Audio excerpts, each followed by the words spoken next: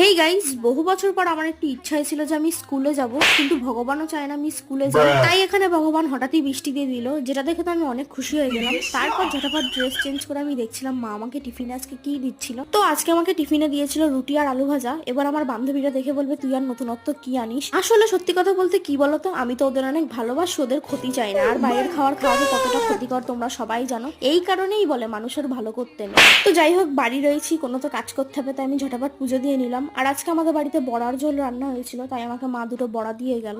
আর আজকের ওয়েদারটা এত ফালতু কি বলবো। আর এখানে স্কুলের টিফিনটাও তো শেষ করতে লাগবে, তাই আমি স্কুলের টিফিনটাও শেষ করে নিলাম। আর সঙ্গে দেখছিলাম আমার প্রিয় কার্টুন। আর তোমরা কারা কারা শিনচান দেখতে ভালোবাসো আমাকে কমেন্ট করে জানিও। তারপর ভাবলাম চলো একটু মেহেন্দি পড়া যাক, কিন্তু আমার মেহেন্দির কালারটা ভালো আসেনি, কারণ কি আমার কোনো বড় নেই, বয়ফ্রেন্ডও নেই। তাই সেই কারণে একটু মিষ্টি মুখ করে নিলাম। তো যাই হোক, সন্ধ্যেবেলা আমি আর মা মিলে একটু চা খেয়ে নিলাম। আর আজকে তো বৃষ্টি থামার কোনো নামই নেই। তো আজকের ব্লগটাই পর্যন্ত, চলো বাই।